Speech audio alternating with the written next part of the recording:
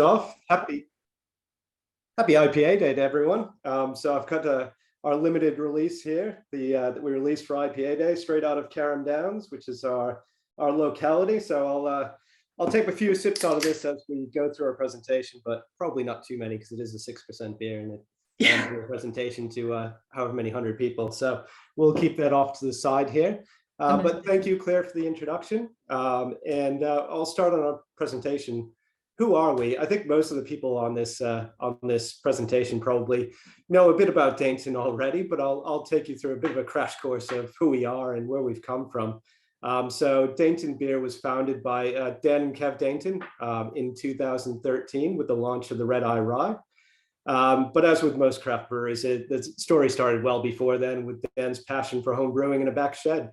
Dan, over the years, from about his mid-20s for a number of years, honed his skills at Holgate and James Squire and homebrewing hundreds and hundreds of beers and came up with the recipe for the Red Eye Rye, which was just an absolute amazing one and one that we continue to release to this day. And he was certainly onto something because that beer went on to win the best beer in Australia in 2017. So it was a good start to the brand, and we've only built on it since then. So Dan founded the brewery and the brand on the vision that beer drinkers really deserved more. In 2013, as everybody probably remembers, there wasn't a great deal of choice in the Australian beer market, and Dan just believed that beer drinkers deserve more excitement, more flavor, more fun, and particularly more choice. And that's what we've always focused on those elements, and we certainly think that we've executed providing more in all those things: more excitement, more flavor, more fun, and more choice. Over the past years, we've released more than 250 beers, as well as our well-known core range of beers. So up on the screen now is our 6 core range products that are available all year round. As you can see, or if you've been following the brand for the last few years, you'll know we've completely refreshed our core range line since the last time we raised money in April 2019. So you can see in the background there our old core range, in the foreground our current core range. And there's a pretty striking difference between the two. So in the early days of the business, we did find that we had huge success with our innovative, fun, limited releases, which we still do today, and we still do many of those every year. But we did struggle a bit to get our core range distributed widely. So we decided in 2017, 2018 to basically ditch the old core range and introduce a new core range products. And as you can see, the range we have now, we're so excited about, and we think it's an absolutely great range that spans all the way from a 2.5% mid-strength IPA to our 7% West Coast IPA. The revamped core range has done its job too. We've seen sales of these products increase exponentially since it's happened. But of course, probably what we're known best for, and what's most exciting, and what we get a lot of joy from is our limited releases. So in the last 4 years, we've released over 120 different limited release beers, including this past week our straight out of Carrum IPA to celebrate IPA Day. We still do 2 to 3 distinct brews every month and release them to the market, and really nothing's off limits. Anybody that's been following us has seen that we've gone from a Czech Pilsner, a really good Czech Pilsner, all the way to something like a squid ink goza with botanicals. So we do the wide range, and it keeps our brand fresh, it keeps our brewers excited and happy, and it keeps our fans always guessing and coming back for more. So we certainly aren't looking to stop that anytime soon.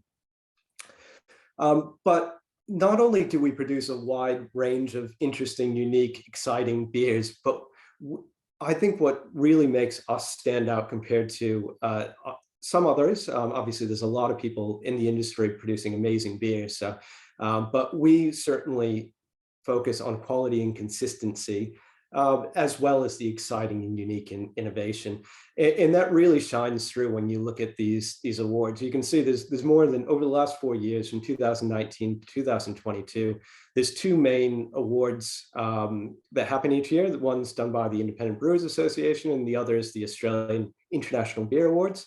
Over those two events, over the past 4 years, we've won more than 50 medals. And most of the time when we submit our beers, we submit between 8 and 10 or 12 beers. Generally, all of our beers medal, which is just a testament to how awesome our brew team is and their skill and dedication to their craft. These tastings, I want to note, just these tastings are blind tastings, so it has nothing to do with the brand, only has to do with the liquid inside the can. So that's an amazing result. And some of the ones I'll point out, I won't go into too much detail with a lot of these awards, but some of the ones I'll point out are the champion beer in 2019. So we won the champion beer in 2017 and again in 2019 for our 3D, which was an iteration of the original Red Eye Rye release. And then 2020 was probably the most notable, where we won Champion Large Brewery of Victoria and Champion Large Brewery of Australia overall. So basically, we had the highest rated beers in all of Australia. So now I'll talk a bit about our business and revenue model. So just to give you an idea of how our business functions and how we make money. So we've got 4 main revenue streams. We've got wholesale, online store, export, and hospitality. So from the wholesale side of things, just to show you the growth that we've experienced since we did our last crowdsourced funding campaign, in April 2019, we were stocked in approximately 500 retail outlets in Australia, including just one product in Dan Murphy's, and that was only in Victoria. If you look at our current footprint, which I've got on the screen for you right now, we're in more than 1,000 independent outlets all over Australia, including some really important groups like the Ritchie's IGAs, who we've got an incredible relationship with and are massive supporters of us, and thousands of other independent bottle shops that we work with direct and are so excited about. But also, you know, part of our goals and our vision for the business was to make sure our product was available to everybody wherever they were in Australia. So they had the choice to pick up one of our unique products or our core range. And part of doing that, of course, is working with the big national retail chains, which we've done a lot of over the last few years. So we're currently, as you can see, in all the national retail chains with multiple products. So the wholesale side of things is our biggest revenue channel. It makes up 72% of our overall revenue. And last year, we earned just under $5 million to this channel, which is up from $900,000 in FY18. The year before we did the last raise. So that's a 450% increase.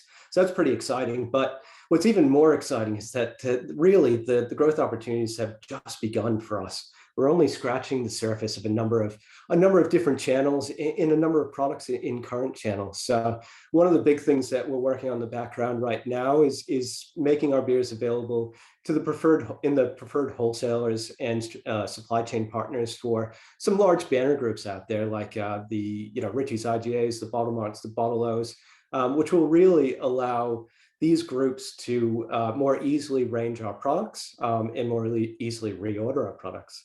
Of course, within the national retail chains, we're working with them to increase the store count and also the products available in the current stores. And there's certainly a lot of scope for growth there, as well as increasing the churn or the sell-through at those stores that are currently stocking the product. Most excitedly, and we haven't announced this yet to anybody outside the business, but we're going to be launching a new non-alc beer into our core range, which is another way we see growing this channel. That product will be released in the first or second week of September, so keep your eyes out for that one.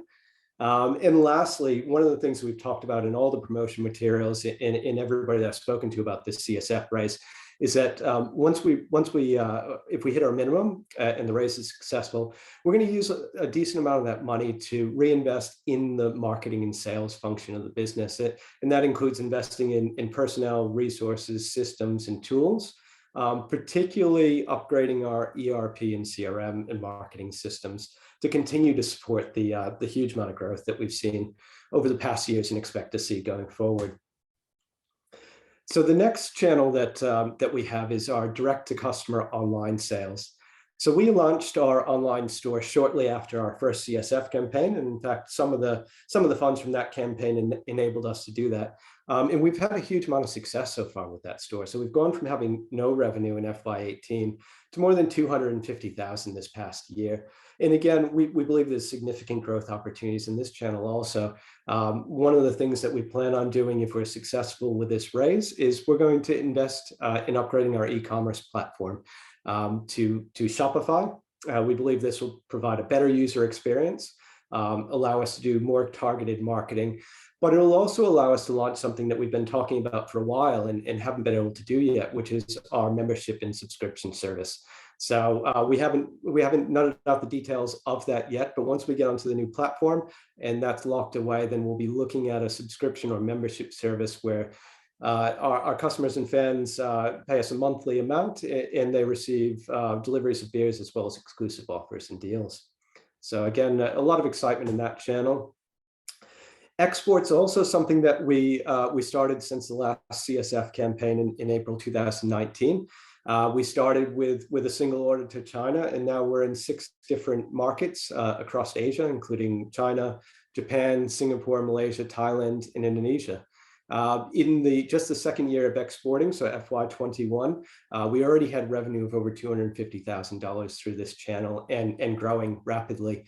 Of course, the global pandemic since March 2020 has dampened this channel a little bit. There's been a number of issues that all exporters and importers would have experienced with freight and border restrictions and other things caused by the global pandemic. But we believe those are only temporary and that there's massive scope for growing this revenue chain. And we plan on working with our current export partners and increasing our marketing and support for them, as well as actively seeking partners in new markets, Europe, New Zealand, USA.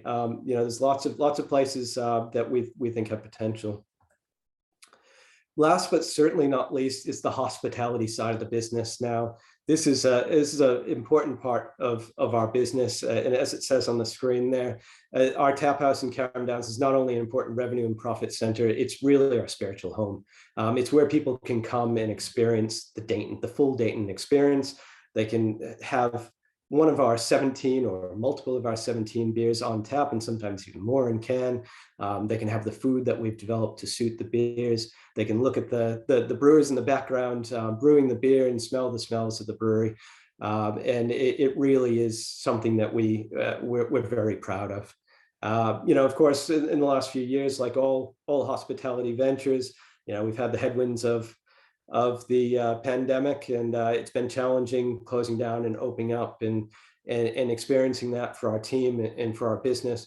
But I'm really happy to say that despite the difficulties of the last few years, we've really seen our tap house grow and develop, and the revenue from it significantly increase when you look at average weekly taking. So, for example, in financial year 2018, the average week we were taking about $11,000. If you look at this past financial year, when we're fully operating, which wasn't for the full year, we're at $33,000. So that's 3 times the revenue from the same space, same location.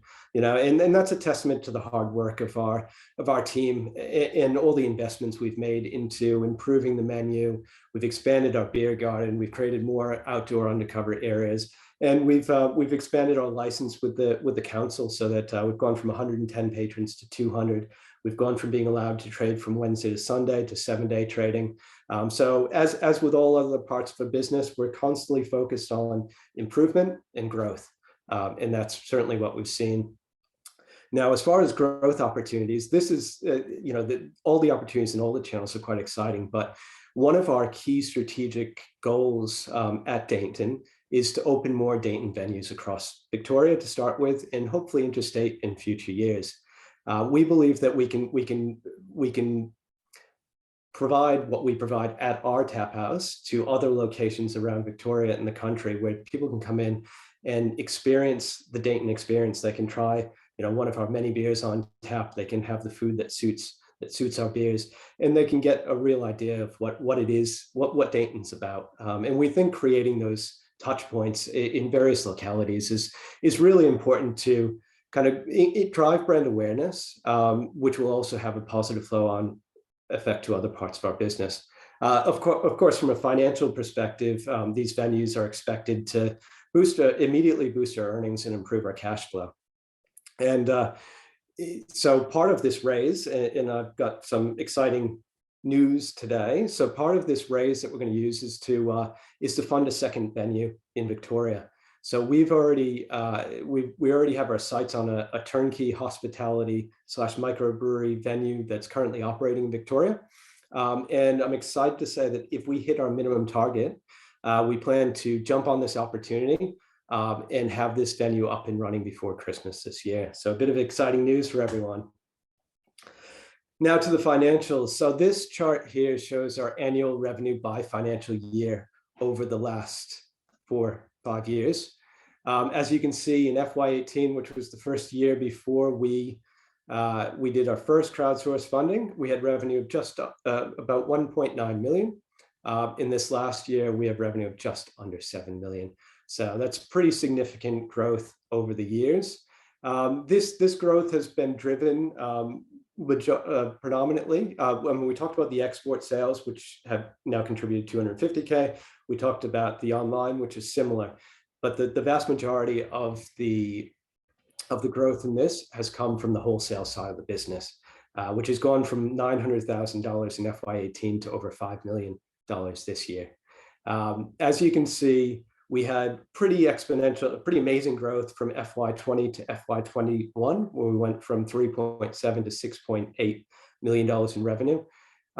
This was the result of a number of things, but particularly the strategic decision to bring our sales function in-house and hire a very experienced and talented head of sales, Todd Barrick, and our own sales team, and go out and start selling our own product, as well as Todd brought with him a lot of relationships with the major retailers, and we were able to start stocking our products in a number of locations at this time.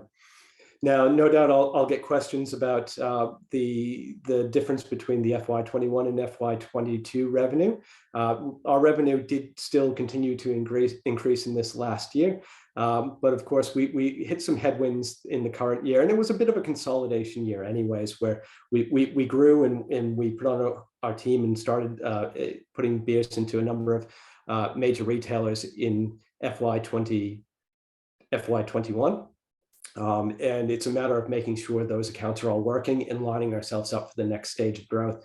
But also what didn't help our business, both from a hospitality point of view and our wholesale business from other operators in Victoria and around the country, was the Omicron wave that came around in mid-December and really was the peak of hospitality from the mid-December through the end of summer, which really kind of had an effect on the revenue this year.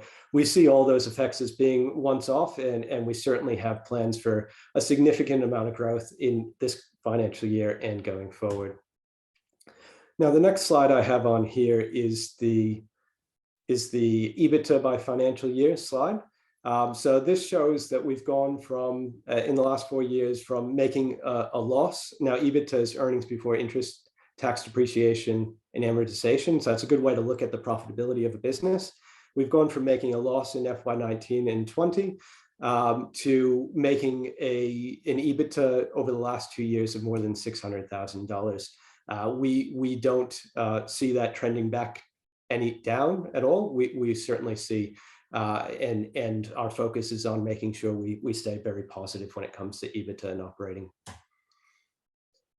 Of course, to keep up with all the increased sales and everything else we're doing, we've had to really invest heavily in our brewery over time. And I do know I'm probably getting running over time here, but so I'll try to speed through some of these last slides. But you can see we've gone from 2016, when we opened our facility, having a capacity of 340,000 liters, to this last, currently where we're at right now, is at 1.35 million liter capacity.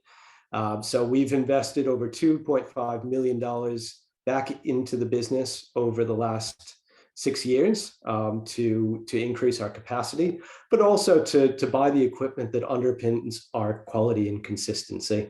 The biggest one was last year when we replaced our brew house, and we also purchased a 30-ton grain silo and installed an automation, brewery automation software, which has just been incredible for our brewery. So we certainly have the capacity now to support the growth, but we've also got the ability within the same site for to continue to expand our production side of things. We believe that with a new canning line, with upgrading our smaller 6,000 liter tanks to 10,000 liter tanks, and a few other pieces of equipment like a centrifuge and replacing the chiller, that we could easily push our current facility to over 2 million liters.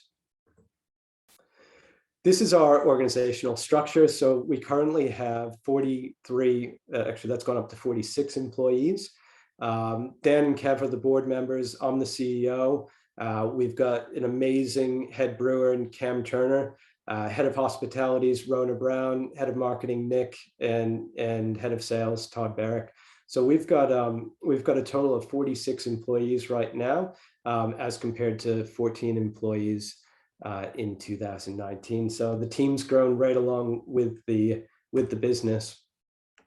So the big question that I'm sure we're going to get from everybody, and we have been talking about in all of our promotional material and to everybody I've spoken to so far, but what are we going to do if we are successful with this raise?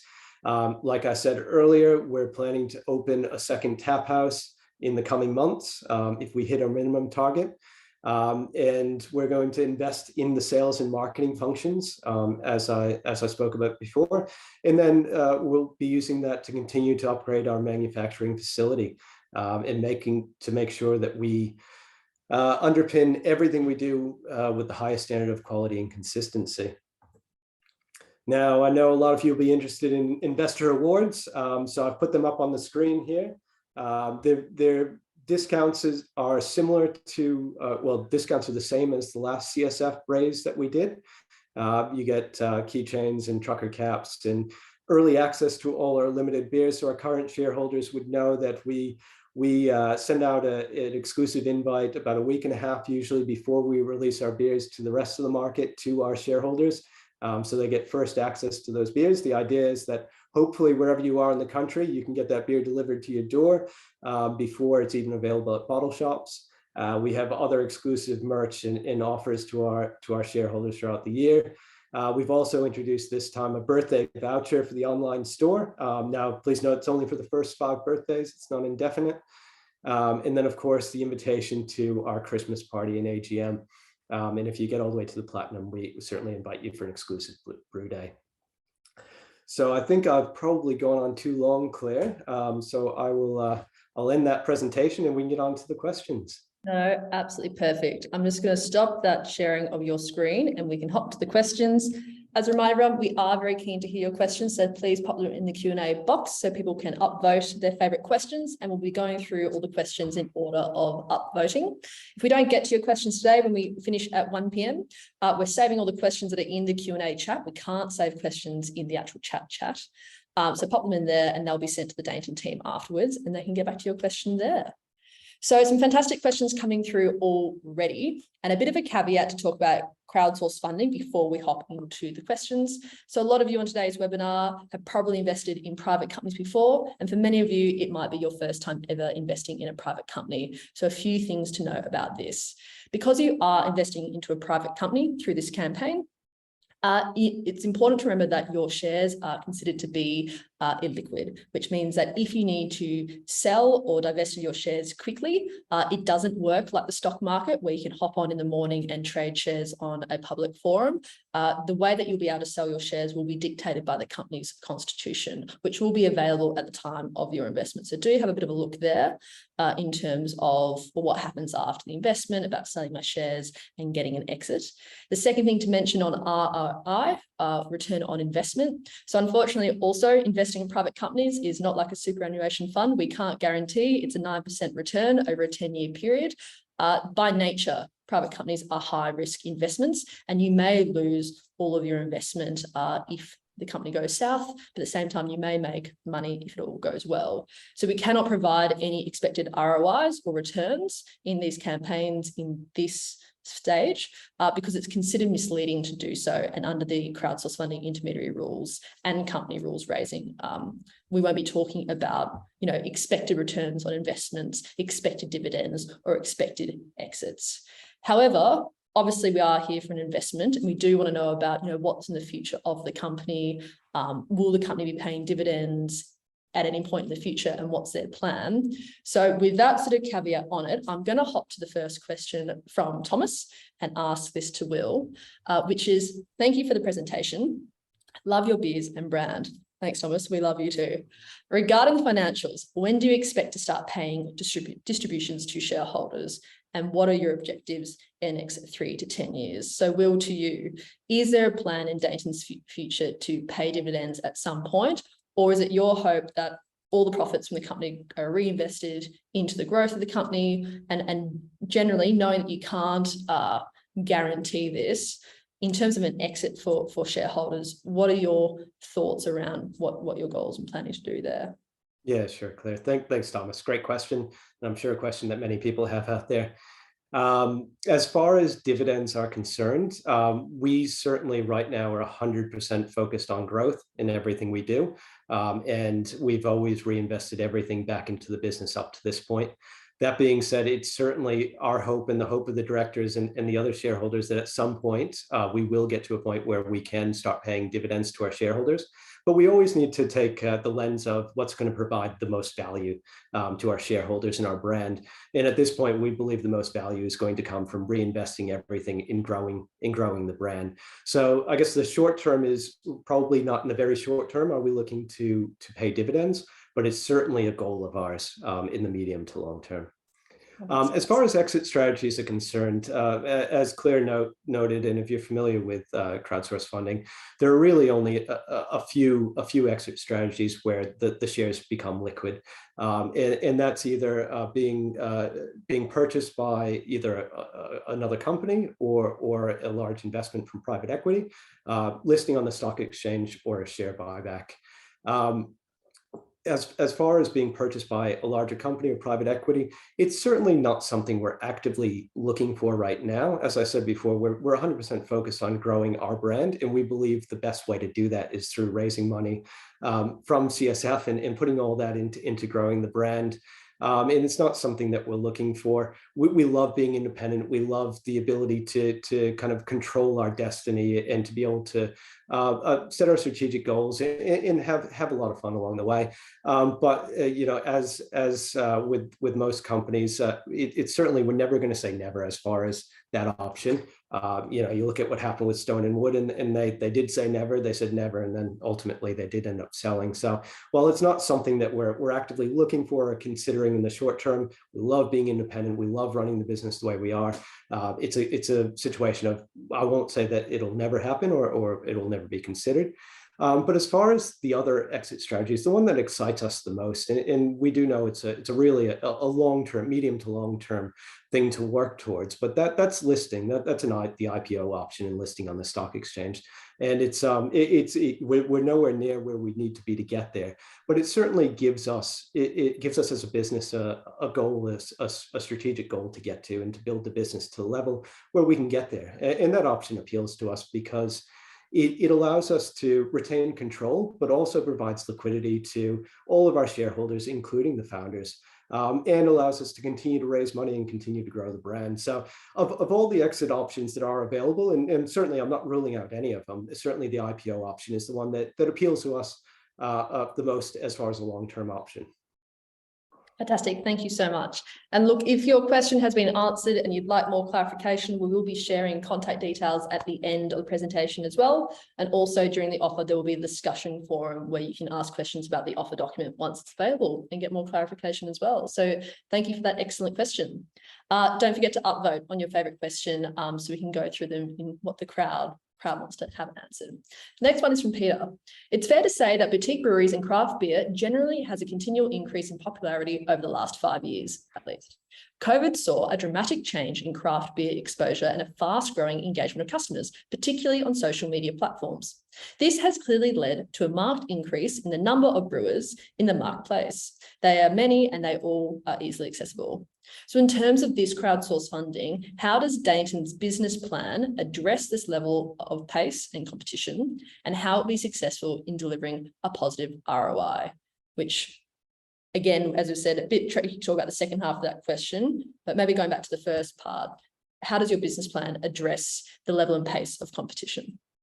Yeah, certainly. It's been really exciting to see the number of breweries coming along and all the exciting beer coming out. It's certainly, if you look back to when we launched our business in 2013, there are probably only a couple hundred breweries, and now there are certainly over 600 breweries around Australia. And yes, from purely a business point of view, that is increased competition. But the thing that excites us is that the pie is actually growing when you look at independent craft breweries in the industry. The IBA, which is the Independent Brewers Association, just released a report a couple months ago that looked at the growth trends over the industry. And their report basically said from now, 2021 to 2031, they're expecting the share of the beer category to the independent craft breweries share to double over the next 10 years. So while there's more breweries entering, no doubt, the pie is growing. And we believe that we have not only the ability to keep our slice the same size, but increase our slice along with the increase in the overall industry. And being one of the earlier breweries and brands out there and being at the size and scale that we already are, we are an advantage. We're already a nationally distributed brand. We're already in over 2,000 retail outlets. We've got a massive following and footprint already. So we think we're in even better position than many in the industry to ride the increase in that we'll see in the craft beer industry over the coming years. Yeah, awesome. Thank you so much. A great question's come through, and as everyone's probably aware on this webinar, it is in fact Dainton's second equity crowdfunding campaign and raising capital again. And a great question from Bart has come through that I remember reading a while ago that Dainton was probably going to avoid a crowd fundraising for the next round. And the question is there a reason for coming back rather than going institutional? And is institutional investment on the cards in the future? Yeah, great question, Bart. Yeah, I think Dan did say that in one of the interviews he had on Brews News. And at the time he said it, which was probably a few years ago now, it wasn't something that we were actively thinking about or looking for. We did think we'd probably go the more institutional route, but the reality is when we started to talk about this stage of growth and investment that we require and started to look at the various options, and went through all the options, which of course are all on the table and will continue to be in the future. We determined that the crowdsourced funding route was the best one for us. We love the idea of inviting new people into the journey with us. We love the idea of allowing our fans and other investors to invest in our business at the scale that they're comfortable investing in. And we love the idea, hopefully this time around we get another 500, up to 1,000 new investors that then become brand ambassadors and then are invited into the brand and into the journey and into the feedback loop too. So with our current investor group, we do events at non-COVID times, multiple times per year. My email address and mobile phone number is available to everybody. So I certainly have chats with people all the time about, what they think of what we're doing and what ideas they have. And I think that's a really exciting part of the crowdsourced funding part of things. And it's certainly more appealing than going to the bank and asking for a loan, which we don't actually have. We don't have any external financing at all. We don't have any leases, any bank loans or anything. That's incredible. And for the size and scale that you are, to be unleashed to that extent is fantastic. And look, for everyone listening as well, through these campaigns, any retail investor, which is basically like what is it, an average Joe or Jolene in Australia, can invest up to 10,000 Australian dollars in the campaign through the platform. You are welcome to invest more than $10,000 in this campaign. You'll just need to provide an evidence of wholesale status in order to do so, to state that you are a sophisticated investor. If you have any questions about that, or you'd like the template or want to know more about how that works, reach out to the Birchal help bot and we'll be able to send you through the template to have a look at that as well. But it is exciting because in these rounds, you know, we've been talking about this, we do see more institutional investors join the crowd in these rounds as well. So it's great to see that that is growing too. But that was a great question, Bart. Thank you so much. Dan, driving revenue through increased sales in existing channels seems to be a theme, understandably. How do you feel you'll differentiate and cut through other breweries in the same growth phase? And how do you plan to diversify these revenue channels, etc., wholesale venues and the like? Yeah, look, there's no doubt there's a lot of competition to get on shelves and get on tap. But we have been working. I mean, one thing that stands out Dainton products always is well, there's two things. There's the quality and consistency, and based on the awards that we've received and shown, we produce some of the highest quality beer consistently in the country, and we really believe that stands us out. But also we do a lot with the innovation and fun side of things. You know, I believe we have the balance right. You know, there'd be smaller breweries out there that kind of are more into the innovation and fun side, and there'd be larger ones that are just doing standard quality and consistency of standard products. But we believe that we've got that mix that's really at the right level to kind of allow us to perform in all the channels that we're in right now. And the other thing that we've got compared to a lot of other breweries out there, and based on the IBA statistics, we're actually, as far as volume is concerned, we're in the top 5% of breweries in Australia. Of those 600 breweries that exist in Australia, we are in the top 5% from production volume perspective. We're at a scale now where we're starting to do things that would be impossible for us 4 years ago, or the vast majority of breweries out there, in investing heavily in a marketing team, investing in our own sales team, investing in you know, a high-end CRM and marketing systems. All these things will allow us to get to that next level of growth. You know, a lot of our growth so far has been really organic, really, you know, comes from the beer, the product itself, and the hard work of the team creating that product and selling that product, and all the group that have helped us to build the brand. But now we're able to get to that stage where we're really able to invest in integrated marketing. We're able to invest in systems. We're able to put more people on, and that'll give us an advantage going forward. I think because we've got to that scale, and if we're successful in this and we're able to invest heavily in those areas, I really do think it puts us in a great position to be able to continue our growth despite the increasing competition. Yeah, awesome. Fantastic. And again, all the roadmap sounds incredibly exciting. I am seeing some really great comments and questions come through the chat, which is great, but please put it in the Q&A so we can save them and get to them through the session as well. But thank you, Dan, for your question. That was excellent. Got a great question from Ilan. I hope I pronounced that correctly. So the question from Ilan is, if we cannot discuss ROI for the future, how has it performed in regards to ROI for the investors from the previous crowdsource funding raise? Now, Will, I know that in this session, we probably can't talk about the company valuation to date because the final adjustments are still being put on that for next week's launch. But in comparison from the previous round to this round, can you give any indication of the changes in the company value and how that's, you know, progressed, and an indication? Because from my understanding, you know, initial crowdsource funding investors haven't yet received dividends because of the points you've mentioned. They've all gone back into reinvestment and growth of the business to date. Yeah, certainly. So when we launched, when we did our first crowdsource funding campaign, we had a share value of, well, we sold shares at $1 per share. I can certainly say that the shares will be a significant increase on that value. And we believe that's 100% justified. If you look at our revenue going from $2 million to $7 million, going from a loss-making entity to a profitable one. And also, you know, when you're looking at the valuation, and I'm sure this question will come up at some point, yeah, the valuations are a complicated thing to look at, and a lot of the valuation is based on comparisons of what other similar companies have valued themselves at, and using that same metrics. But it's also looking at, you know, revenue growth. It's looking at future potential for growth. It's looking at the assets that we have in our brewery, in our brand, and all these things together, you know, really have gained a significant amount of value when you look at every one of those.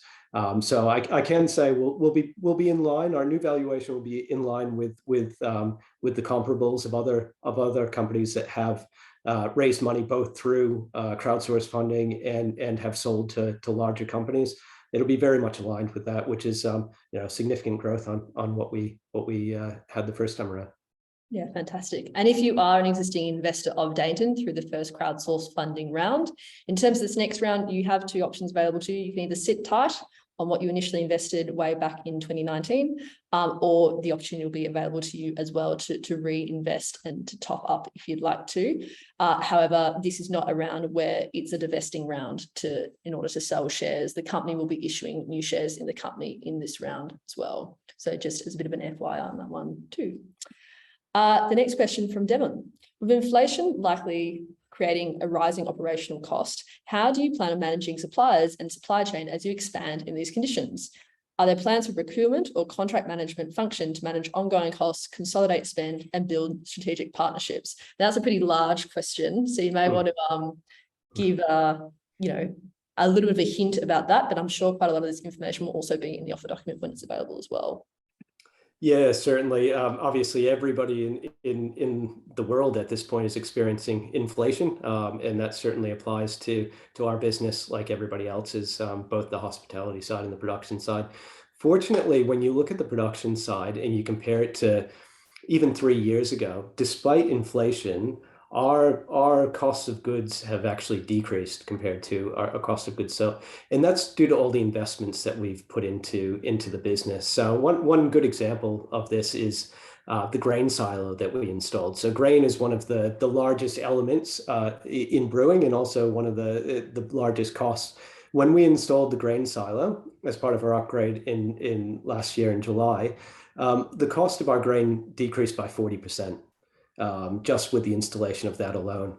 And also our brew house is now much more highly efficient. So even though the cost of inputs is increasing, and we have not to date had these increased our prices to offset that, but all the investments we've made in systems, processes, and equipment actually mean that our GP is better now than it was 3 years ago.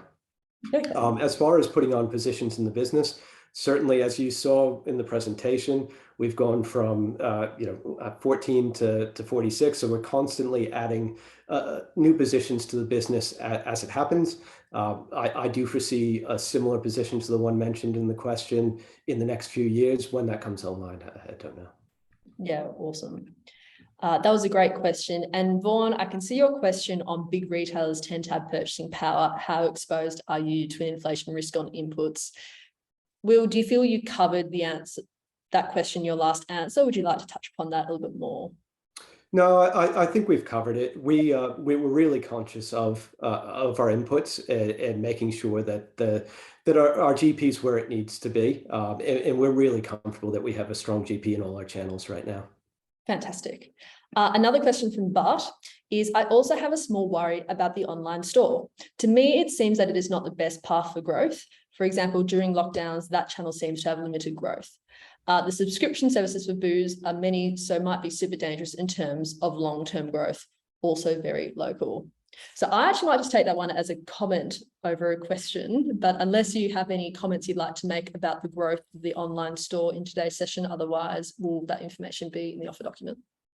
Yeah, it'll certainly be in the offer document. And as I said in the presentation, it is, we still believe there's significant growth left in that channel. There's a lot of stuff that a lot of upgrades and marketing and investment that we can make in that area to grow that. It's never going to be at the scale of the wholesale revenue or the hospitality revenue, but it is a way for us to interact directly with our customers, which really is valuable for us. And of course, selling our own products direct to our consumers, there's a higher gross margin, higher GP in that also. Yeah, fantastic. Another question has come through. A question has come through from Anthony. Given your wholesale market is 72% of your revenue, you're in hundreds of Dan Murphy's, BWS's, Liquorland stores, and given that you already have your feet in the door in a lot of these channels, what are the barriers preventing you from being available in 257 Dan Murphy's, 1,300 BWS's, and 731 Liquorland stores, which I assume must be the majority of them? Yeah, look, we're constantly working with the buyers at Endeavour is the business that's spun off from Woolies that owns Dan Murphy's and BWS, and Coles it owns the other three brands, and we're constantly in talks with them. The reality is we want to make sure that we get the right product on the right shelf at the right price. And the reality is that some of our products don't belong on the shelves in some liquor lands, in some BWSs, at least right now, or at least the products we have right now. So our goal is not to just get products in shops in different locations just to have products in those locations. We want to make sure we have the right product in the right location that suits the consumers of that particular store. So we're constantly talking with the buyers and constantly investing in making sure that the right product's in the right place, and that store managers are aware of the product and that it's marketed to the consumer in the right way, so that we can gradually increase that. I think that's probably an answer to that question. Yeah, fantastic. Thank you. A question's come through from another Dan. And this may be numbers you don't have right in front of you, and maybe something that will be in the offer document. But the question is that based on revenue and EBITDA, it seems the net margin in the last 2 financial years were 5.6% and 3.1%. Can you confirm? Look, I don't have the calculations in front of me, so it'll be in the offer document though. So. Right, Dan, look out for that offer document. Next question from Stuart. A question on margin compression in the wholesale channel. As a retailer, he faces an overwhelming depth of choice from both existing producers and new producers wanting to crack the market. Deals are more evident than ever, and Dainton has not been immune to this. To what extent has the brand suffered from this compression? I'm not exactly sure what the term compression means there, but certainly over there's a lot of seasonality in beer to begin with. So winter's always a bit of a slow month, and the inflationary pressures on consumers overall certainly have affected every industry, including craft beer. So the last number of months, things have probably cooled off the highs of the COVID era. But that being said, we believe all of our relationships with our independent suppliers, with our chains, are really strong. We still see all of our customers still buying from us and supporting us.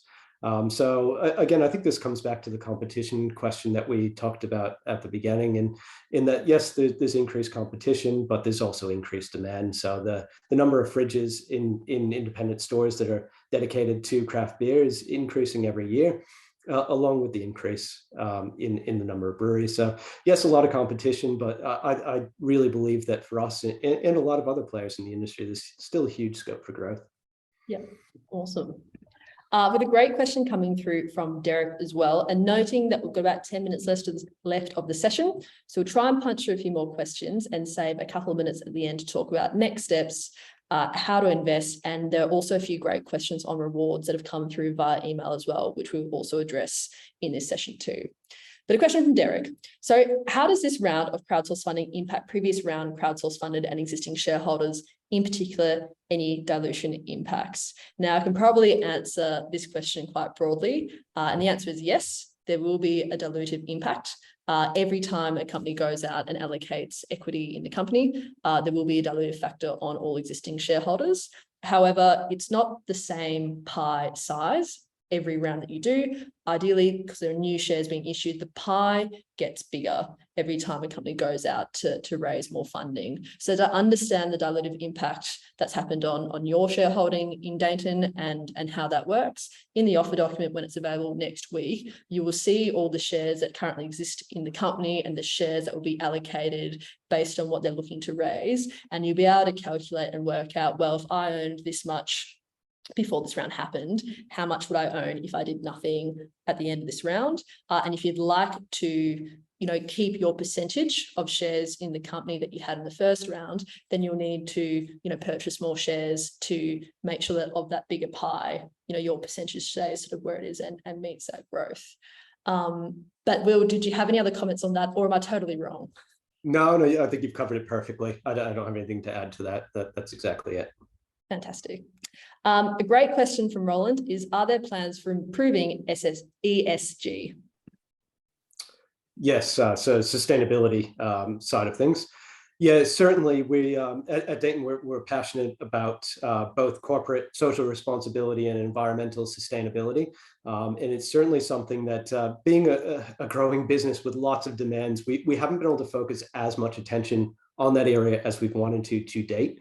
We have a massive solar array on our roof. All of the equipment that we've invested in is very, very super efficient.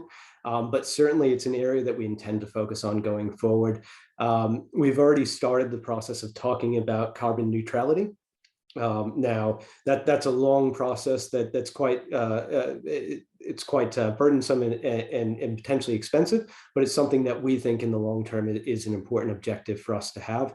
And the corporate social side of things, we're starting the process of going down the B Corp route, which a lot of people will be familiar with. I think Birchal is a B Corp company.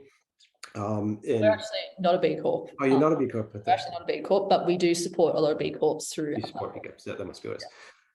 So we're certainly going down that route also. How long these programs take to get there and all that, we're unsure. But it's certainly something we're passionate about, and it's a very important thing for us and aligns with our values. Yeah, excellent, fantastic. Now, having looked through a lot of the questions in the Q&A still, I can see there's quite a lot of questions that we've covered slightly differently. So as they keep rolling through, we'll go through the last couple of minutes. There were a couple of questions that came through on the investment rewards. Yep. So one of the questions that came through was, if I was to invest and get an invite to the Christmas party and I can't attend, can my spouse go? Yes, and what we often do, because we know often it is partners that invest, they may just buy the shares in one person's name, but it's really kind of the two of them that are making the investment. We try to add a +1 when we can to the invites for the shareholder events so that both partners can come.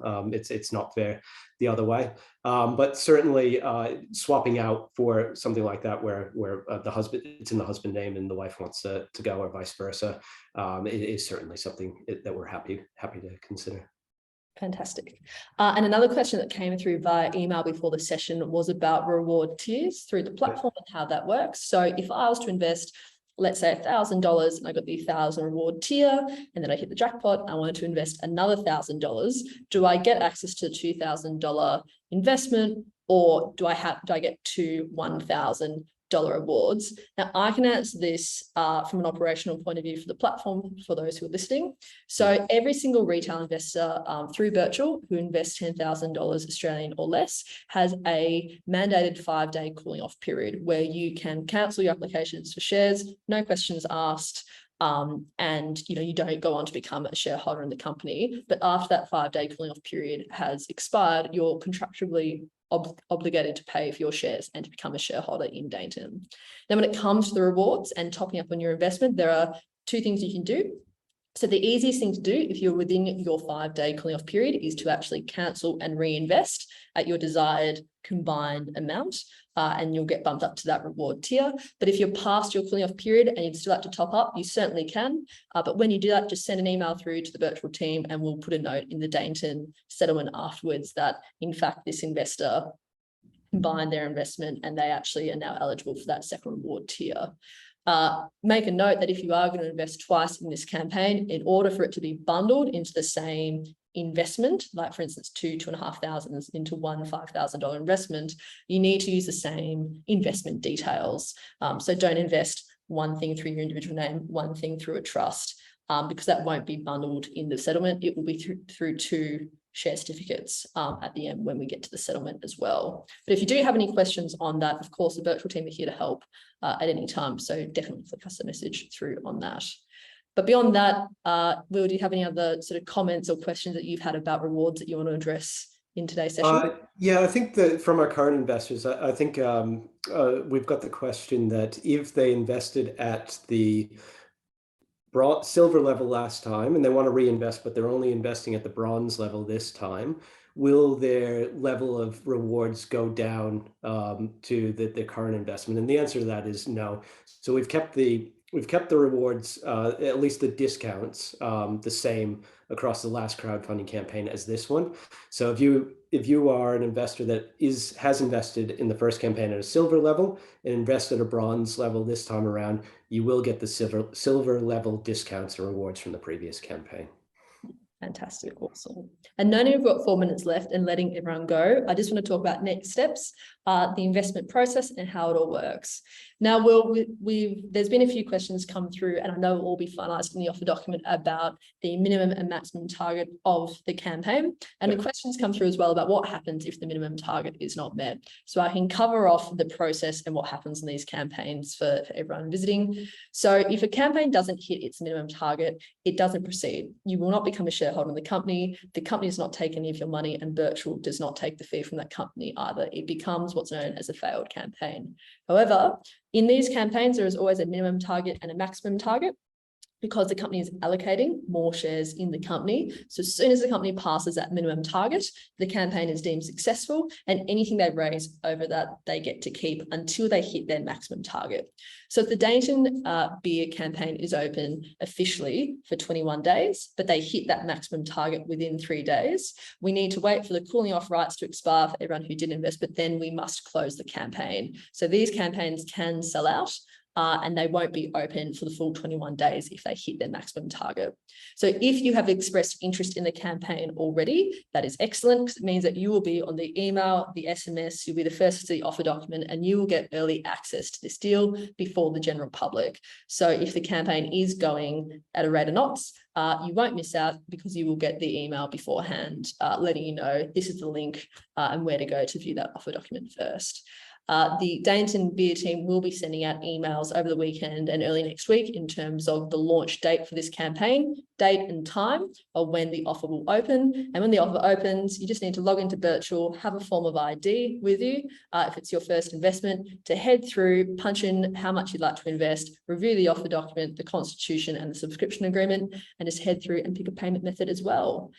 Generally, we start to take payments once the campaign has hit its minimum target, and payment will be deducted within 5 days of your investment taking place. And the settlement of your shares and the issuing of your share certificate, proven the company hits its minimum target, will occur within a 6-week period as well. So that was me putting on my robot. This is the process.